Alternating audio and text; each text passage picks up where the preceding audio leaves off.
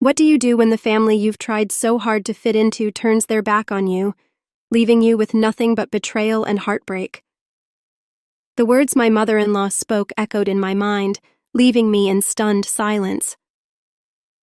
"You need to leave," she said coldly, her gaze like ice. "Birch and Maple are coming for the birth, and we don't need you anymore." I could hardly believe what I was hearing. After all the years of trying to be accepted, I was being told to leave without warning.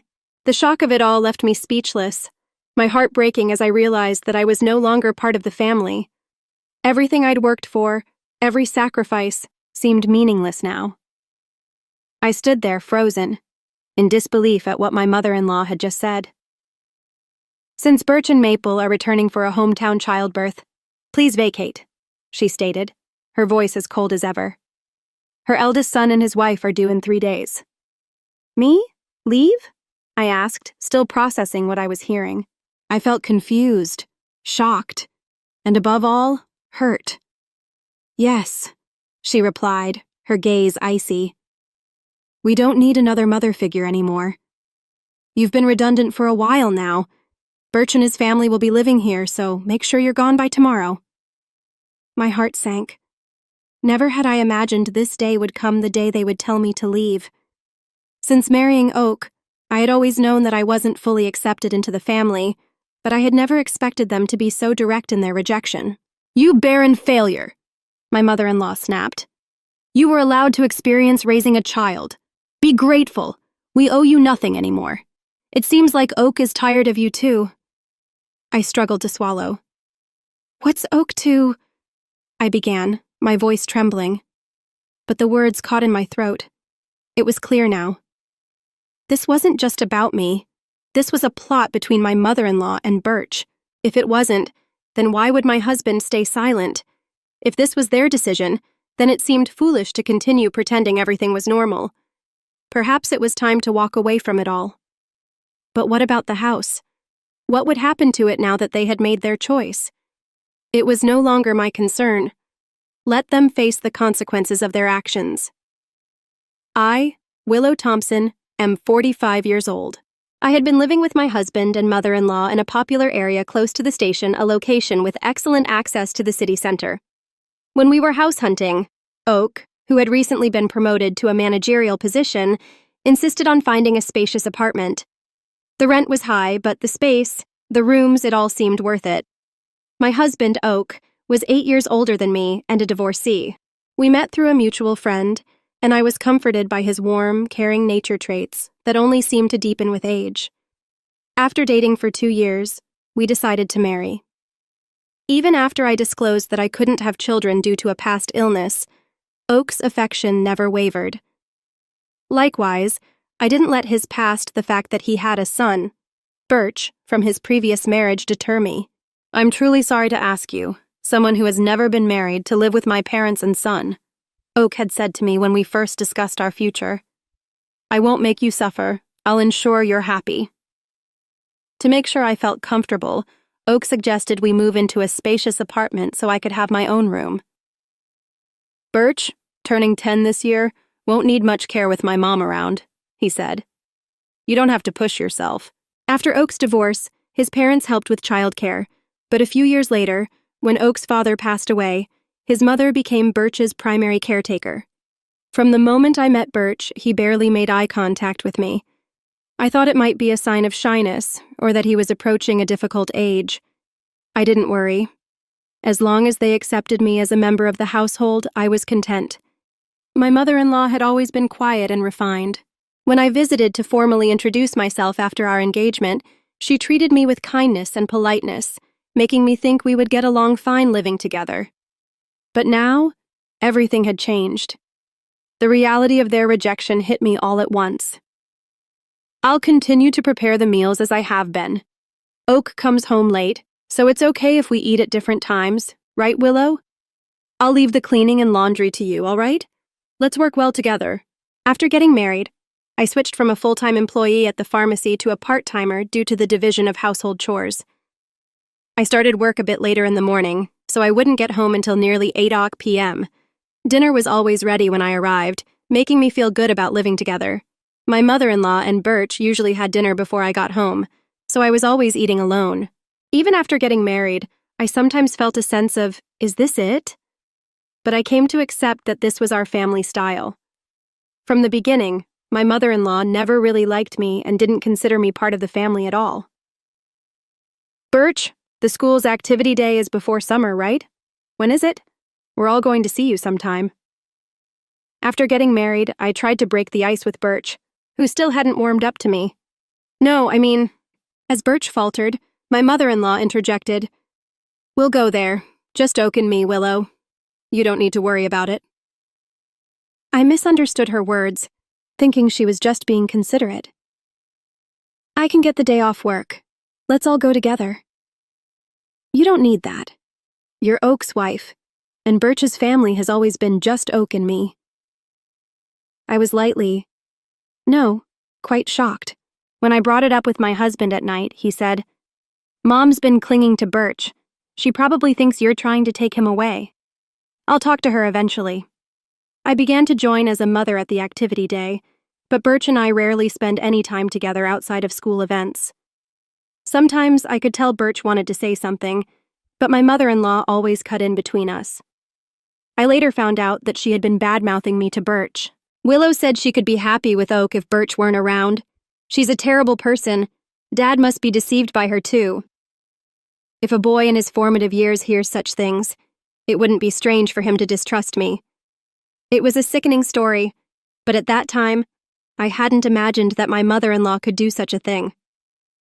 After graduating high school, Birch immediately moved in with his girlfriend and left home as soon as he started college. A year after he started working, he married her without a ceremony. After Birch moved out, I couldn't help but notice how dramatically my mother-in-law's behavior changed. Surprisingly, she stopped doing any housework altogether. It was as though her sole focus shifted to picking on me. She stopped cooking, something she used to do without fail, and instead, she would sit at the dining table, waiting for me to come home. The moment I entered the house, there was no time to sit down and relax. I'd head straight to the kitchen to prepare dinner.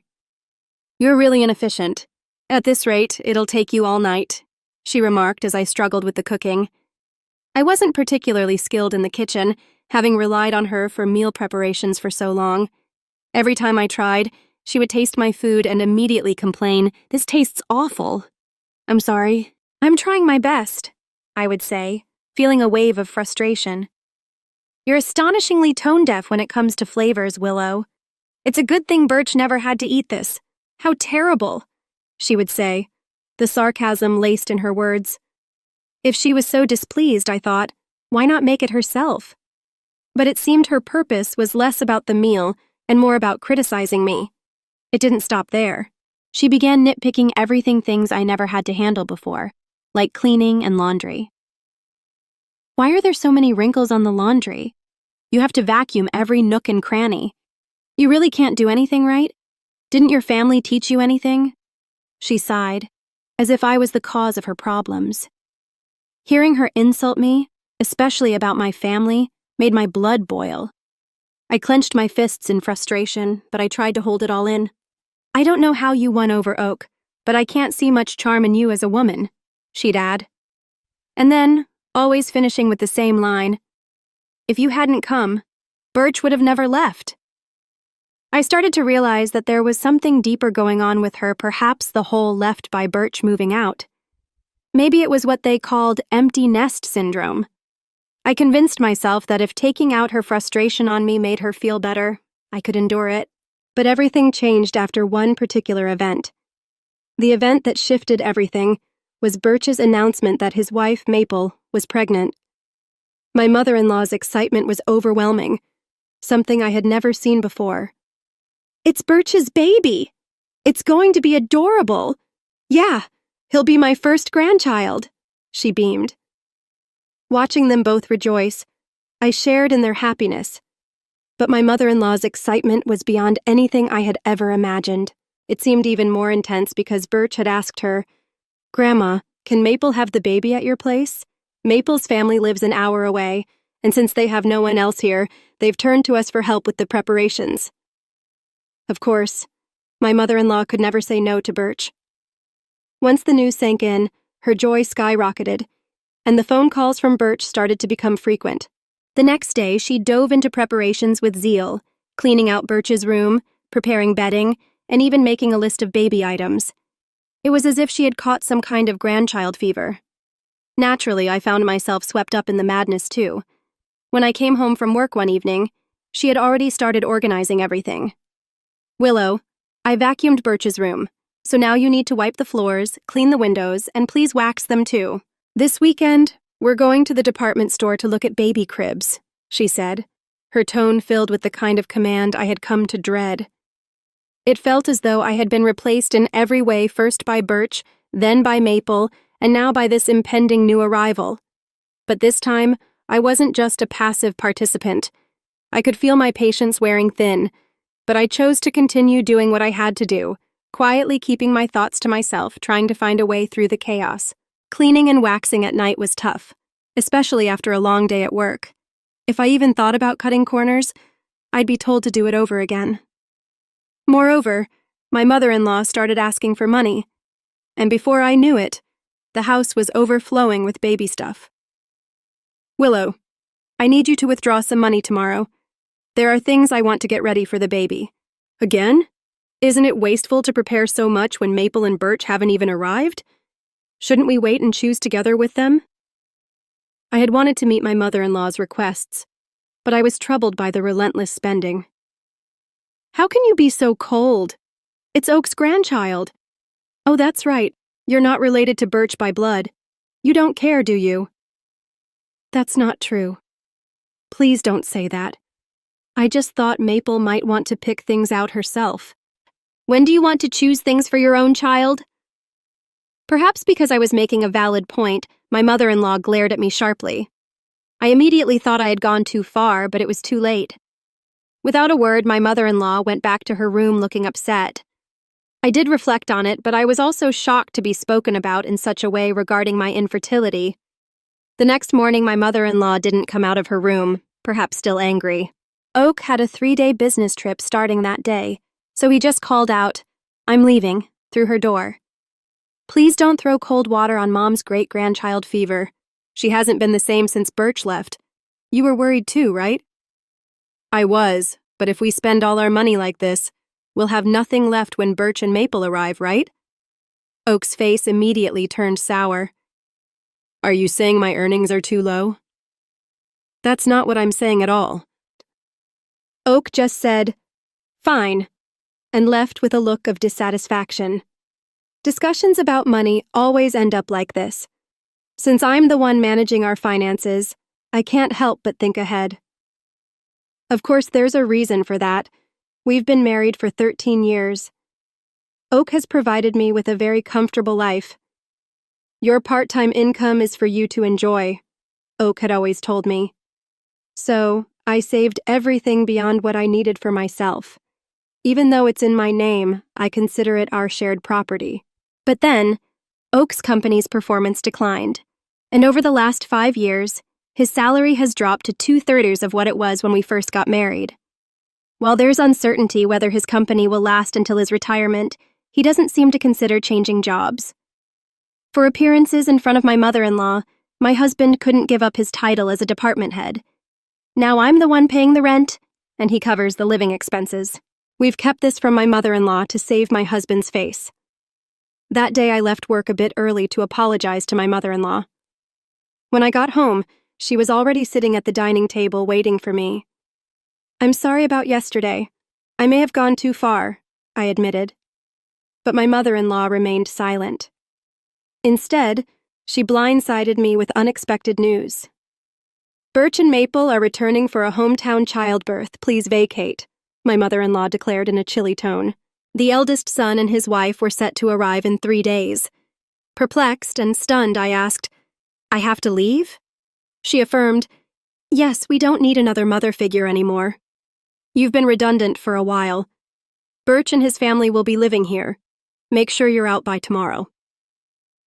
The realization hit me hard. I had never truly been accepted into the family. Since the day I got married, I had always been treated as an outsider. The news of Birch's return for the birth made it clear. "You barren failure," my mother-in-law continued. "You were allowed to experience raising a child. Be grateful. We have no obligation to support you anymore. It seems like Oak is tired of you too. Maybe he's getting along well with a new girlfriend by now." Shocked, I gulped down my saliva, contemplating the possibility of my relationship with my husband growing distant. Could this be a trap I fell into? Thinking my husband would never, and I remembered that up until a year ago, he never had overnight business trips. "All right, I'll get it done tonight," I said, grabbing my bag and leaving the house to walk aimlessly. I needed to calm my severely shaken heart. Worried about my husband, I tried calling his cell phone. Despite my mother-in-law's words, I still wanted to talk to him, but he didn't answer no matter how many times I rang. I dialed his office only to learn that he had taken a couple of days off. My mother-in-law's words began to ring more true. Could he really be on a trip with another woman? Dark thoughts crowded my mind, and I found myself overwhelmed with emotion, tears streaming down my face.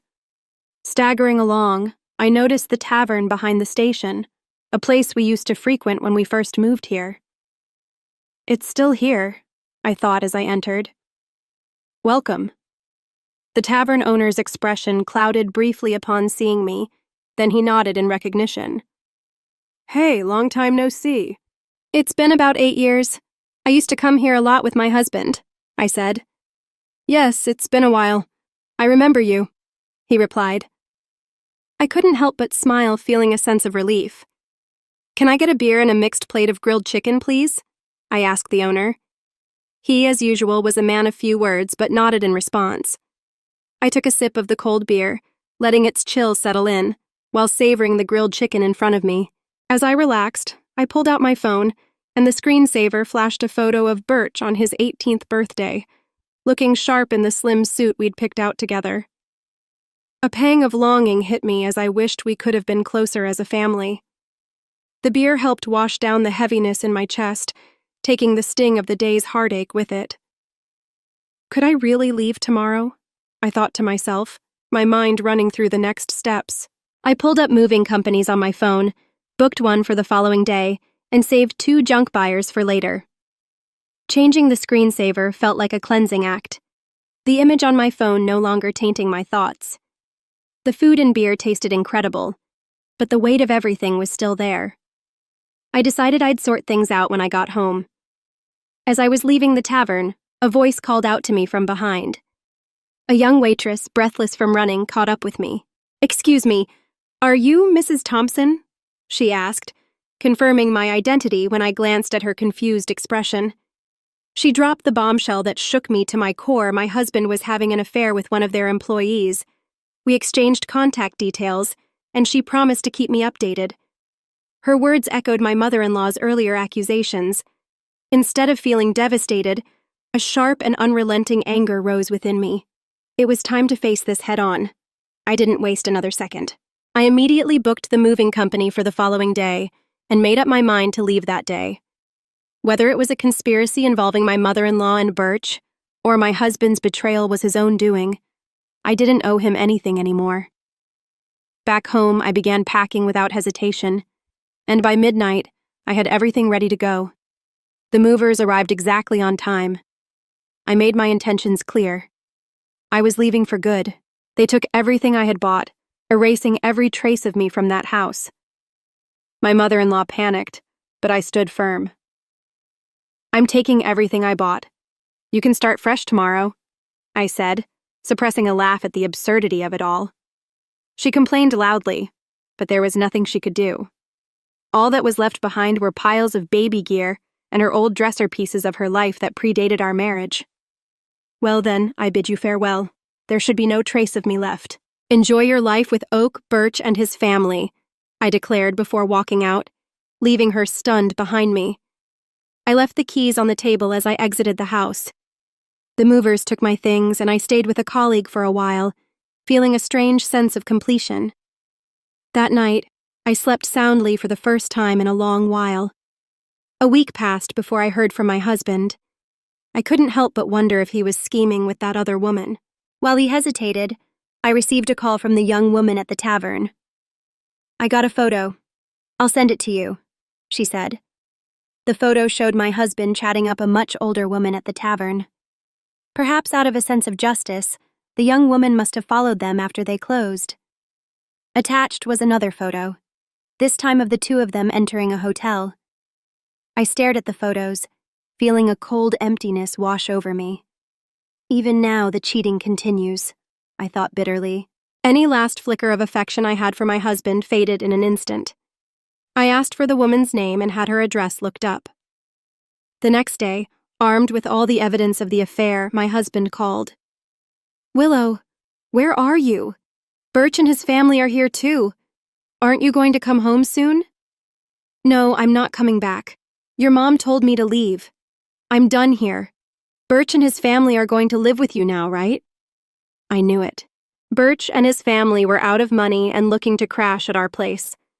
I heard that after graduating from a vocational school, they've been hopping from job to job and now they're working part-time. "No, I want you back, Willow. I went to the pharmacy and they said you're off for a bit." "Oh, played to crash, yeah. I'm fine. So don't worry about me. Your mom and Birch didn't like me, right? I reckon they're happy to have the place to themselves without me around." My snide comment left my husband speechless. He knew his mother and Birch never accepted me as family, but pretended not to see it. "Well, all right. I have something to say. So I'll come back there." Once my husband replied with a relieved please in his voice. Days later, I returned to the house for the first time in a long while. Some new pieces of furniture and appliances were inside.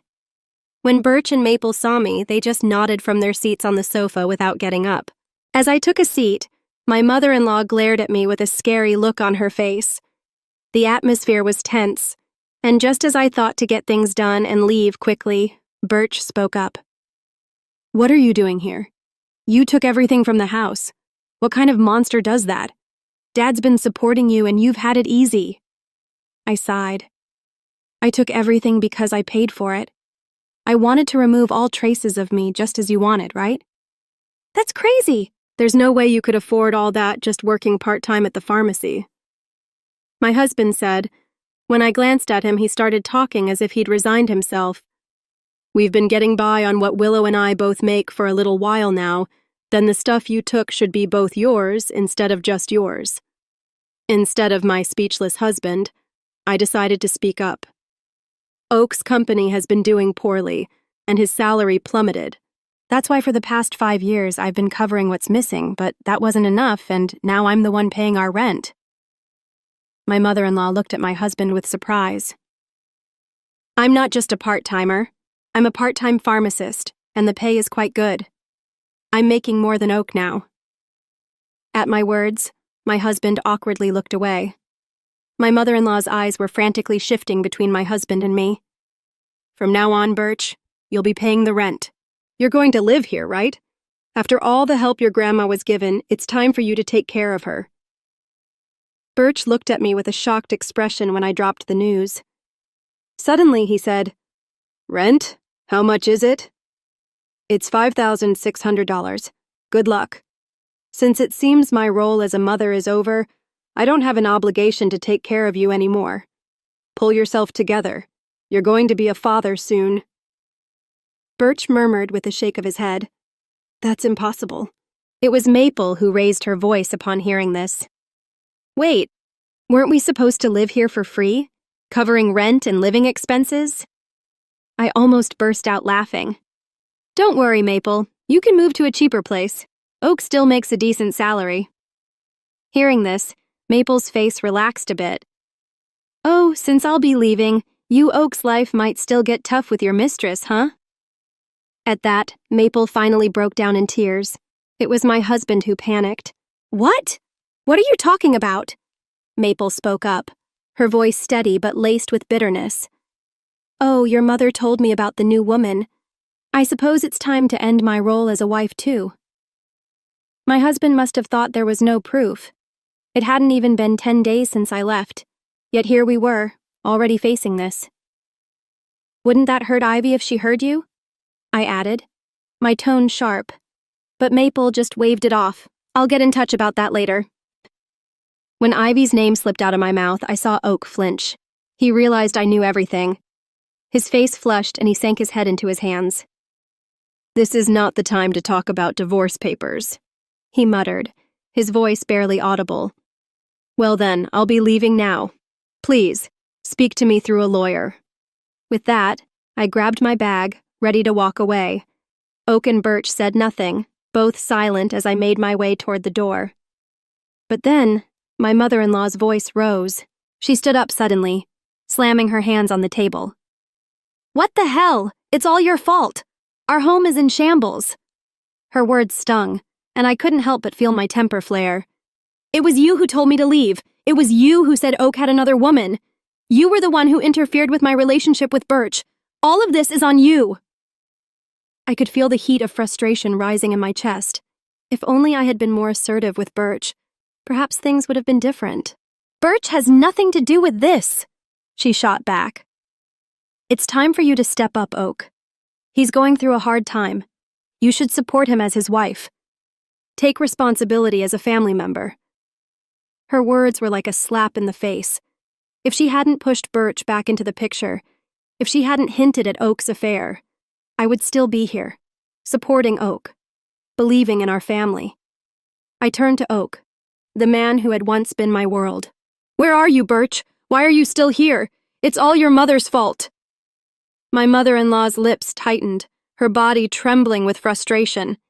I couldn't bear to stay a moment longer.